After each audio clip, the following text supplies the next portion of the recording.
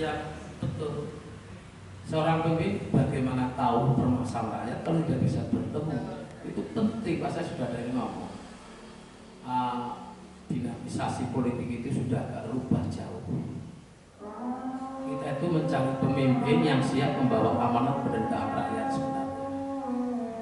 Tapi maju, kadang orang instan seperti dibagi duit itu, jadi lucu. Tapi ya tidak apa-apa, itu dipanggil. Saya mencoba untuk menangkap satu persatu. Ke depan itu ya, saya melihat ini. Kenapa pemerintah menggalakkan petani milenial? Karena petani itu tidak sesuatu yang menarik untuk anak-anak milenial. Dulu waktu saya kecil ada anak-anak kalau maju kepingin jadi apa? Kenapa sih kata saya ingin jadi juragan tani ada. Sekarang tidak ada. Kalau anak-anak kecil suruh maju sama gurunya ngomongnya saya mau jadi pilot, saya mau jadi presiden, saya mau jadi pengusaha, saya mau dokter. Ini fakta.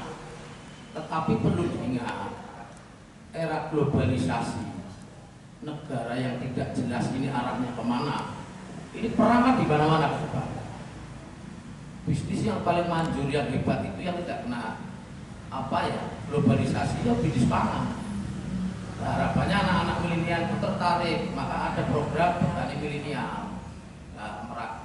Pemerintah harus menggerakkan bagaimana anak-anak itu tertarik bertani, tetapi mempunyai profit yang cukup. Mungkin cara tanamnya, mungkin cara tidak harus padi lah, mungkin cara kemasnya, mungkin cara jualnya, mungkin itu arahnya ke situ. Jadi dengan online dikemas bagus, obes tapi dikemas bagus dengan gini-gini kan lakunya bagus, mungkin begitu. Oleh karena itu inilah pola-pola pemerintah dalam menggerakkan anak-anak muda supaya tertarik menjadi petani. Tetapi mereka bisa bekerja, bisa berjalan, tidak harus dijar di pemerintah sing ono. Harus ada divisi-divisi khusus sebenarnya. Maka saya lebih apa ya? Mungkin saya kemarin itu ke mana ya? Wonopringgo. Teman saya haji tahun 2011, saya datang ke sana karena teman lama ketemu Mas Ad, Ustaz, Pak Kiai Mas Ad, di depannya ini orang tanduran melon apa Pak? Di belakang rumah ya kitaran ukuran 5x5. Melon juara-juara Mas. Nah mungkin salah satunya itu tertarik di melon, tertarik di apa supaya tidak melulu di IT atau di apa, karena apapun IT itu ketergantungan dunia Pak. Saya khawatir lah, kadang negara dengan gampangnya kurang beras impor, kurang gula impor, kurang apa aja impor. Ini kan menjadi komoditas politik ke depan. Yang dicari kan jelas pasti keuntungannya, fee 1000 aja kalau 500 juta ton yang duitnya kayak tau. Nah harapannya anak-anak milenial itu tertarik di petani, tidak harus ekonomi. Di kampung orang jadi petani itu karena terpaksa.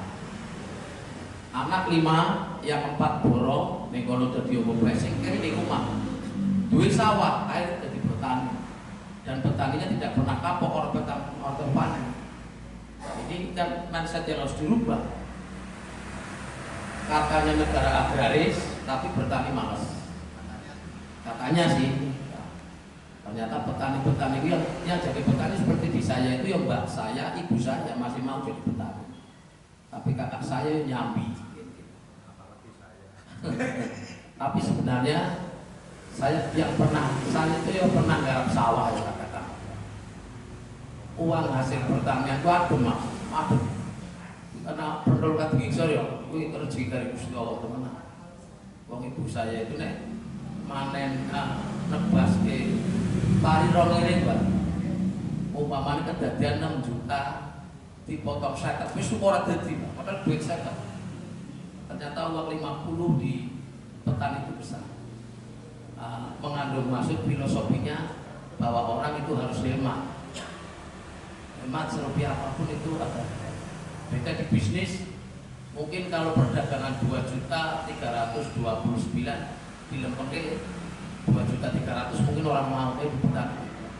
Makanya petani milenial ojo program anget-anget tayayang itu jangan. Artinya wah iki ketren milu wis biasa. Maka ini pemerintah ya kudu dampingi terus supaya ada hasilnya. Mungkin petani stroberi, petani yang ngetren, anak-anak kan modelnya kayak gitu, tandur stroberi, panen sendiri, makan di tempat, tandur melon, nimbang sendiri, makan di tempat, mungkin arahnya ke situ. Tapi nek konvensional kan nandur pari 5 hektar cok ora gelem isi. Kecuali nanamnya pakai alat-alat khusus, arahnya kan ke situ. Mungkin nanamnya pakai, jadi ponakan saya itu jadi kadus itu dulu pernah di sekolahkan di Jepang. Di Jepang 2 hari. Sekarang jadi kadus. Itu pintar petani. Itu tanya sana 1 hektar sawah yang mengerjakan cuma 1 orang. Untungnya mungkin di situ.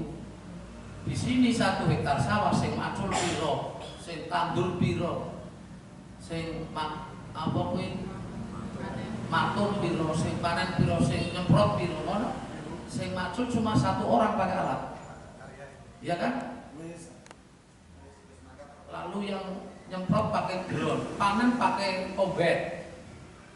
Jadi akhirnya walaupun biayanya mahal, tapi pembiayaan kos tenaga bisa ditekan. Mungkin arahnya ke situ. Maka petani milenial, harapan kami ya benar-benar senang, terlepas itu bagian dari sambilan, tapi senang. Lahannya sopo sih lama-lama jadi perumahan. Untuk pemerintah mempersulit dengan LSD ya. Kalau tidak di LSD mungkin sawah-sawah Pekalongan, terutama daerah Kedunguni, Monobriko ini lubuk kita hanya ada di Seragi, Kesesi, Bojong, Siwalan Beus mulai pantai. Salah satu itu. Yang kedua, mau Ibu Fataya atau ngomong apa nih orang? Oh, pengusaha perempuan. Oke, ya monggo. Yang namanya kabupaten, pemerintah itu kan semua komponen harus dirangkul.